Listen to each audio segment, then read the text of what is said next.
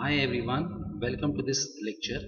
Today I am going to make a presentation on notices and circulars.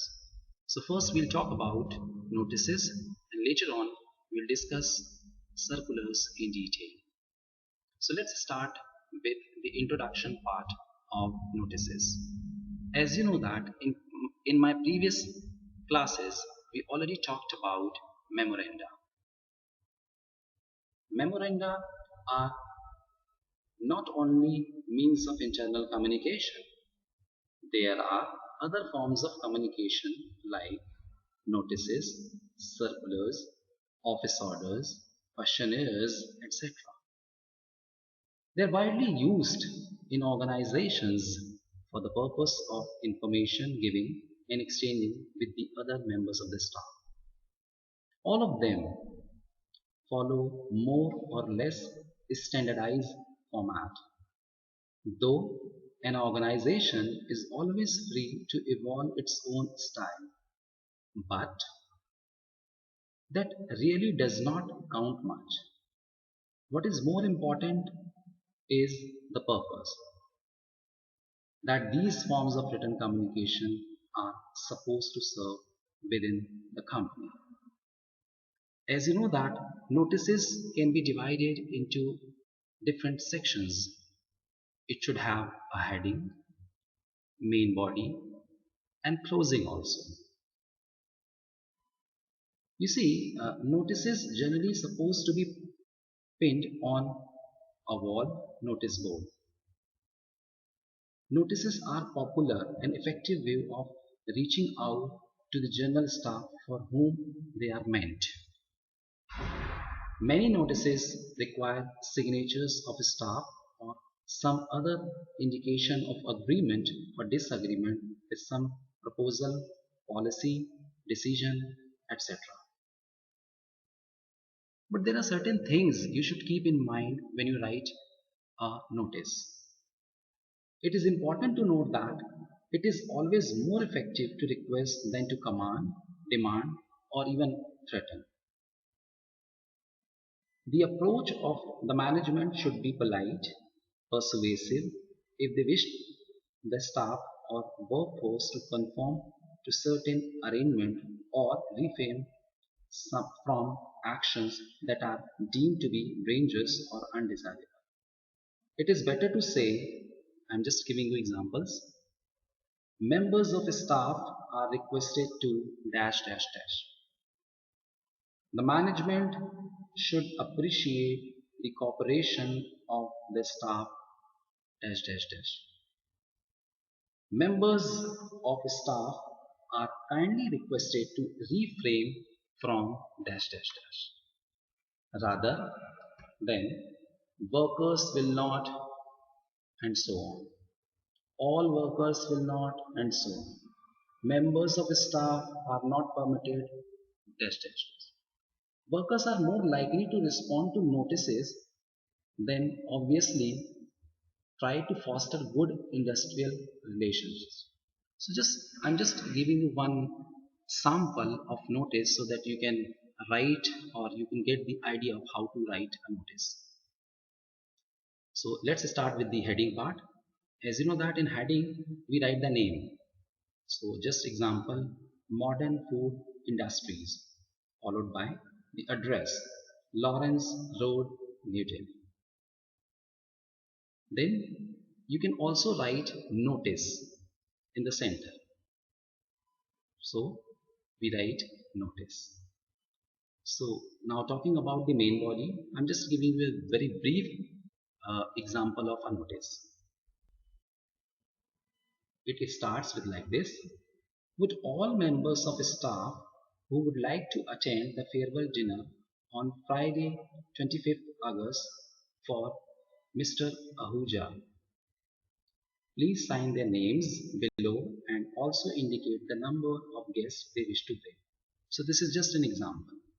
Followed by closing remarks. Closing remarks means name of the person who has issued this notice.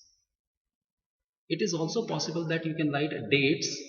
It is also possible that you can write dates in the middle, so in the beginning or in the end. So the names and number of guests can be written after this. So at one side you can write name, on the other side you can write number of guests. So this is just the introductory part of notice. Now let's start the second part of this presentation, which is circulars, right? So first I'll give you the brief introduction of circulars, then we'll talk about the purpose of writing circulars. So let's start with the introduction part. Notices seeking the opinion of the staff are often circulated in order that each person has one and can fill it and give his or her own comments on a specific matter. As a secretary, one is quite likely to be asked at some time to draw up a questionnaire asking staff for their opinions or comments on tips already given or to give suggestions of their own. For example, an organization decides to celebrate 60th anniversary of country's independence, and the management wants to celebrate the occasion by involving the staff in a suitable way. They may give the following suggestions. Number one, grand evening dinner. Each member of the staff is allowed one guest. Number two, day coach trip, and this is only for staff. 3. Evening tea party for the families with entertainment for the children. You see, the secretary will have to compile a questionnaire that gives people the opportunity to state their preference for one of these suggestions, with space for comments in any other suggestion that they may like to give. Now let's talk about the purpose. You see, briefly we can say that the purpose of writing a circular is to disseminate information, to change in working hours, and to give or to invite suggestions. Office circulars of a more formal nature are meant to bring to the notice of a certain audience matters of importance of the organization. They're widely used to disseminate information like inviting applications from employees for promotion test or interview, insistence on punctuality, change in working hours, inviting suggestions, etc. They are usually brief, precise, and persuasive pieces of writing brought to the notice of the staff. So this way we can say that circulars play a very important role in any organization, because in order to disseminate information or to change the working hours or to invite suggestions, we need to write a circular, because this is the way we get the information to for a smooth functioning of the organization. So far we have talked about the theoretical underpinnings of a circular, but today or in this particular part we are going to talk about the sample of a circular. For example, let's say you have to write a circular inviting suggestions. So it has got different components. The first component is heading, then date, then circular number, then the important part is main body, and the last is closing. So let's start with the heading part. As you know that we have already discussed that what heading constitutes. So I'm just giving you one example. For example, the heading is Bhagirath Electricals Limited. Then we should also write the place. So for example, you can say that Delhi, right? So I repeat, Bhagirath Electricals Limited, Delhi. The next element is date. As you know that date should be left aligned or it can also be right aligned. So you can mention date here, followed by the next important element is circular number.